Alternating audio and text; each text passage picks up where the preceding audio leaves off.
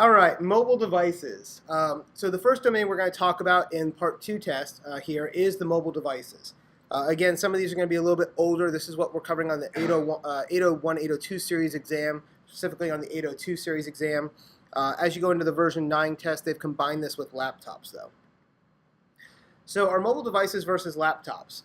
So our cell phones and tablets are less powerful versions of laptops in general. They're designed for the consumption of information, not the production of information. So they have a unique design that relies mostly on touch for input instead of using a keyboard, mouse, and trackpad. And the tablets are less powerful than laptops. One of the questions when iPads first came out, I used to get from all my coworkers was, "Oh, this iPad thing looks awesome. Should I get one? You know, I want to use it for my business trips when I go travel." And I'm like, "Well, what do you do on business trips?"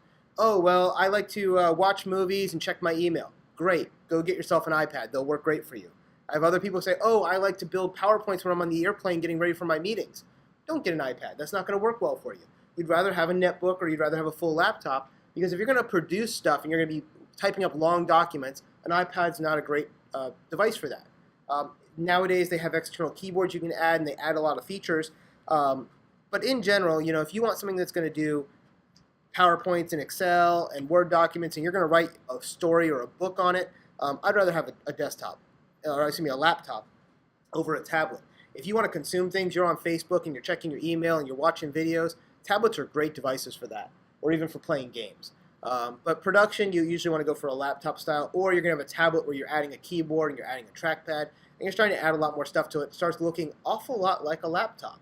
If you look at like the Microsoft Surface, right? Is that a tablet or is that a laptop?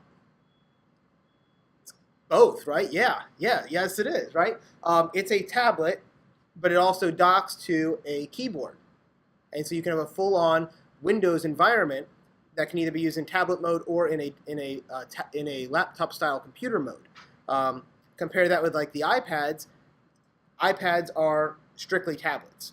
Now you can add a keyboard to them, but they're still a tablet at heart, and they're running a tablet operating system and using those little apps, right? You can't run full-fledged Adobe Photoshop on it.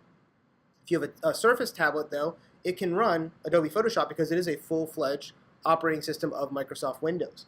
And so there are differences in these tablets, and not all tablets are the same. Not all laptops are the same. So when you look at mobile devices, traditionally, the tablets and the mobile phones use what's called a RISC processor. And RISC stands for Reduced Instruction Set Computing. Essentially, it's a processor that's been stripped down to maximize power efficiency. So it's very low power, and it works great in mobile devices, because the biggest concern we have with mobile devices is, what is my time between charges? If you look at your smartphone, right? When smartphones first came out, you may have been running for a charger every 6 to 8 hours. Nowadays, you can usually get through the full day. But if you have like an iPhone and you don't charge it overnight, the next day you're going to run out of battery for most users, right? It doesn't usually last that long. Android devices are the same way. The nice thing about some Android devices is they have removable batteries, so you can carry a second battery pack with you and swap them out. Most of the newer devices, though, those batteries are actually sealed inside, and you can't change them out. So battery life is very important, because until you get back to a charger, your phone's going to end up dying on you. And so using this RISC processor, although it's a lower power processor from a computational standpoint, it also is a lower power consuming device, meaning your battery is going to last longer. The second thing we have in these is we do have DDR memory. Now, it doesn't use standard DDR chips like we talked about in desktop computing. It doesn't use standard SODIMM chips like we talked about in laptops. Instead, these tend to be custom made for the laptop, for the exact tablet you're looking at. In here on the right, if you're wondering what this is a teardown of an iPad, first generation iPad. And if you look, you can see the memory chips on this L-shaped board. That doesn't look like SODIMM, and it doesn't look like our standard DDR chips.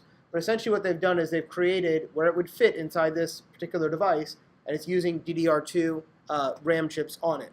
And so by doing that, you can see that here in this board, you have the processor, you have the RAM chips, all of that is shoved on this small board and then fit inside that tablet device. So I'm sure you guys are all familiar with this, but all our tablets and mobile devices now are using what? Touchscreens, right? It's the way we do everything. And there's two different ways we can do it. We can use the older style, which is what's called capacitive touch. And a lot of the first Android tablets use this. when they were trying to compete. Originally, the cheap, $50 and $100 tablets. When iPads first came out, you saw a lot of these, and they use what's called capacitive touch. Essentially, every time you touch the screen, there's a distortion in electrostatic field, and that will actually measure the XY coordinate where your finger is and pass that to the machine. It does not support multi-touch. It just acts as a single, like a mouse button would, like a mouse click would. XY coordinate and a press. It either is press on or press off. iPads and iPhones were the ones who first started the whole idea of multi-touch.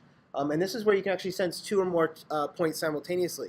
So if you have one of the newer Androids or even the older iPhones, you can actually pinch and zoom by taking your two fingers and squeezing them together, or taking your two fingers and pushing them apart. And it can actually sense multiple fingers on the screen at one time. So as I said before, the big thing with mobile devices is battery life, right? Battery life is important. Most of these devices are going to have an integrated battery in the device. You can see here is a teardown of the original iPad again, and you can see that the majority of the space taken up in here is taken up by either the screen or the battery. The rest of it is very minor, including the Wi-Fi and the cooling and the speakers there. Most of these are going to use lithium ion for their batteries. It gives them an extended battery life. Most devices will operate somewhere in the 8 to 12 hour range.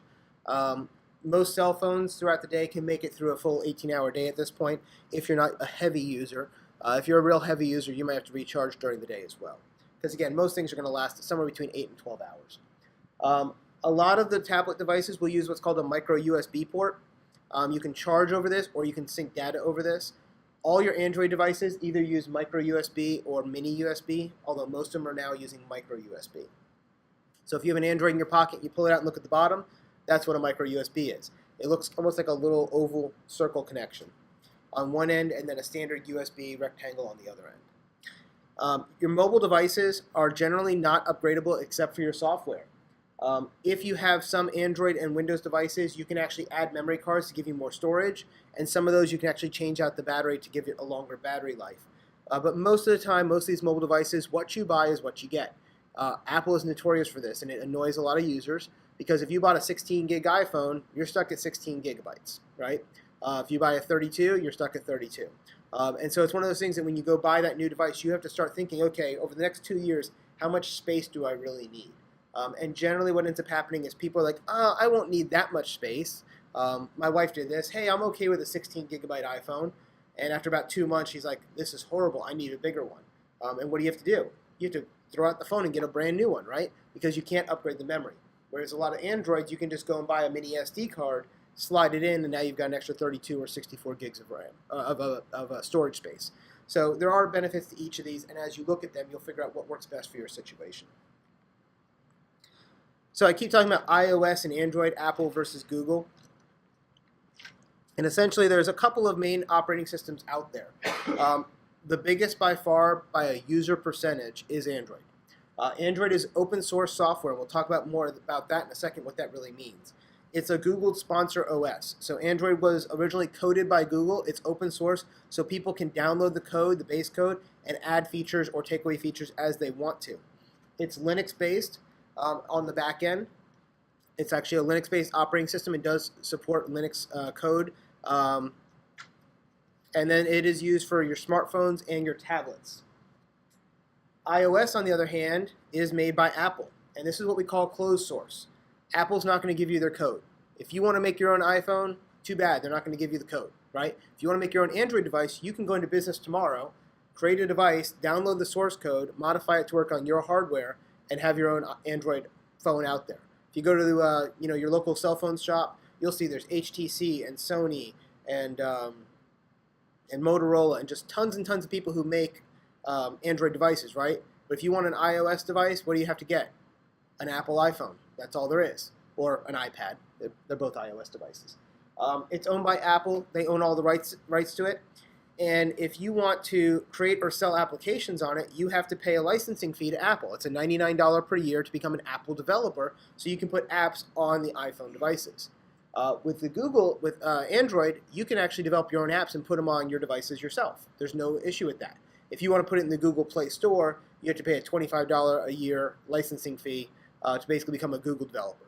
But the nice thing about it being open source is if I have an Android device, I can create my own Android program and put it on that device without having to go through the store. With Apple, with iOS, you have to do everything through their Apple Store, right? Everything goes through iTunes and through the Apple Store for devices. The other two here at the bottom of the slide, Windows CE and Windows Mobile are also an option. On the 801, 802 exam, we're not going to talk much about Windows because at that time, the Windows operating system for mobile devices was on its last legs. It has made a big resurgence. It is now becoming a strong number 3 player in the market. A lot of people who have these really, really like these. They work really well and they sync really well with your Windows devices if you're a Windows user, which the majority of the world is, and it works well. My daughter actually has a Windows phone and she loves the thing. Nokia makes some really nice Windows phones out there right now. And they even have their own digital assistant, Cortana. So if you're a fan of Halo, you get Cortana's wonderful voice telling you what to do, as opposed to Apple with Siri, right? And the last one there is BlackBerry. And if you have ever been in the business world, you have definitely heard of BlackBerry. Unfortunately, they are really on their last legs. They are on the way out. For a long time, BlackBerry was the dominant smartphone person. They were the dominant company out there. They were heavily used by government and business. It integrated really well from an email perspective. But as things started changing and you got into iOS and Android offering these huge marketplaces of apps, BlackBerry didn't keep up with that. Because BlackBerry was a very closed community from a security standpoint, they didn't want to have these big open source Apple app stores because anyone can write an app and it might have security vulnerabilities. And so they kind of resisted that, and that's really been a huge downfall for them. And right now they're down to like 1% market share. It's very, very small. They're really struggling to stay in the game. So open source versus closed source. Basically, when we talk about software, we have open and closed source. So open source means that you have software where the original source code is made freely available. So I go ahead and I write this new program, and it's Jason's test-taking practice simulator, whatever we want to call it. And instead of just giving you the code, the software itself, for you to install on your computer, I also will give you all the code that makes it up. And so if you decide, hey, I want to make Nix test-taking software, you can start with what I did, change some things, maybe change the layout, change the color, add some features, take away some features, and now you have Nix test-taking software. Because as open source, you have the ability to do that. You can freely change it, recreate it, and then redistribute it on your own. And that's not breaking any kind of copyright because I gave it in the open world as open source. Closed source, on the other hand, or proprietary software, is something like Windows or Macintosh or iPhone software. Okay, it's closed. The computer software is licensed for you for the use of it, but you can't change it, you can't modify it. So if you get an iPhone, you're stuck with what they give you. Okay, you can't go, you know what? I really don't want the iPhone to have 4 buttons across the screen, or 4 buttons across the screen and 4 buttons high. I really want it to have 5x5. You can't make that change. They're not going to let you. You can't go into the source code because you don't have access to it. There is no modification, sharing, studying, redistribution, or reverse engineering of it. That goes against the law. Okay? Exactly. And so if you have an Android app or Android operating system, you can make it do and look whatever you want because they'll give you the code and you can change it however you want. But for Apple, it's closed source. You can't have that. Okay? The way I look at this is a really good analogy is baked goods, right? If I go to the store, I go across the street to Safeway, and I go buy me an apple pie. I'm buying the right to have the pie and to eat the pie, right? I can't change the pie. I get what they sold me, and that's all I get. That's closed source, right? Instead, let's say my wife makes a pie. Instead of her making me the pie, she just gives me the recipe for the pie. I can take it and go, you know what? I really don't want an apple pie. I'd rather have a blueberry pie. So I'll just take out this 1 pound of apples and change that to 1 pound of blueberries. And now I can make the pie myself, and now I can have a pie the way I want my pie. That's the way open source works, right? I'm not just going to give you the thing. I'm going to give you how to make the thing as well. Most people don't really care too big about the difference between open source and closed source. If you get into programming, this becomes a really interesting topic for you because if you get into programming, there's a lot of open source software out there. And so it's a great place to pull up other people's source code and start looking at how they did something so that you can kind of learn from them or improve it and make a better version of it. Back in the day when I did a lot of programming and web email was just starting, I had started with an open source software for a web-based email, and I actually changed it and made it better in my mind to the way I wanted for my customers when I had a web hosting platform, and we offered our own web-based email based on code that I made for my own email from somebody else's starting point. And so you get that ability with open source. Closed source, I would have had to just go and buy it off the shelf and use whatever they gave us. So mobile applications. How do you get applications? Well, if you're on an Android device, you're going to go through the Google Play Store. This is the official store. It is most widely used, but you don't only have to go there. The nice thing about Android, again, is there's lots of places you can get apps from. You can also go into the Google Market, which is the old version if you're using an old Google Android 2.0 device. There's other third-party stores out there. You can go to GetJar, SlideMe, the Amazon App Store. If you have a Kindle, for instance, it runs on Android. You can go through the Amazon App Store to get programs for that. If you're on iOS, there's only two places you can go, and they're both tied together. They're both owned by Apple and operated by Apple. It's the iTunes Store and the App Store. Now, there are some other ones out there that you can get to if you jailbreak your device. But remember that iOS is closed software, and you agreed to that when you bought the device. So if you jailbreak it, technically you're breaking the licensing agreement you have with Apple, which was you're going to use their stuff and their software. The other thing about jailbreaking is you open yourself up to malicious code as well, because with iTunes, they've already checked, they've done a cursory check of the code to verify that it's not malicious. When you go into jailbreaking, you start getting things from unauthorized sources. You got to be careful. You might be downloading things that are not good for your device. So, some unique features of mobile devices. We have the accelerometer, the gyroscope, and the G-sensor. So the accelerometer is the hardware and software that's going to measure the velocity, rotation, and shaking of the device.